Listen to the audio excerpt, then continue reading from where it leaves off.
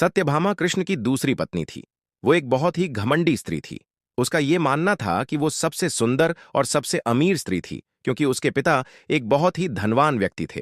तो सत्यभामा जितने और जो रत्न और आभूषण और संपत्ति चाहती थी, वो सब उसके पास थे। स्वाभाविक रूप से घमंड उसकी एक बड्ढी समस्या थी। एक बार कृष्ण के जन्म दिवस के अवसर पर सत्यभामा ने सोचा कि वो सबको दिखाएगी कि वो कृष्ण को कितना प्यार करती थी। तो उसने तय किया कि वो कृष्ण के वजन जितना सोना शहर के लोगों में बांटेगी। इसे तुलाभार कहते हैं। ये मंदिरों में होता है। लोग एक बड्ढी तराजू में अपने वजन के बराबर का मक्खन, घी या चावल या कुछ और रखकर वो चीज लोगों में बांटते हैं। चावल, नमक, दाल या सोना या वो कुछ भी आप दे सकते हैं जो देना चाहें। ये प्राचीन परंपरा हमारी संस्कृति का एक हिस्सा है। सत्यभामा ने तुलाभार की व्यवस्था की। लोग बहुत प्रभावित हुए, पर कृष्ण पर इन बातों का कोई असर नहीं हुआ। वे जाकर तराजू के एक पलड़े पर बैठ गए। सत्यभामा जानती थी कि उनका वजन लगभग कितना है, और उसने उतना सोना तैयार ही रखा था।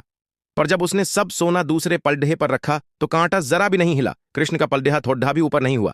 ऐसा ही कुछ तब भी हुआ था जब कृष्ण एक शिशु थे। एक राक्षस आकर उन्हें ले जाने लगा। तब कृष्ण ने अपना वजन इतना बढ़ा लिया कि राक्षस वहीं गिर पड़ा, और कृष्ण ने उसके ऊपर बैठकर उसे कुचलकर मार डाला।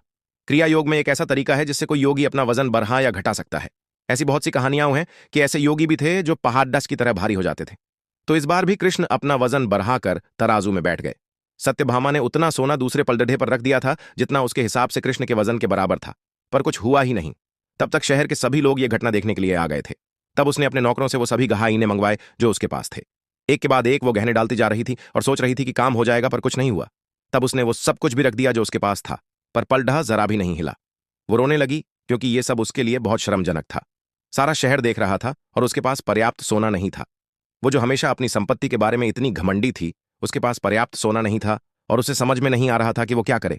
तब उसने रुक्मिणी की ओर देखा, जिससे वो बहुत जलती थी और हमेशा परेशान रहती थी।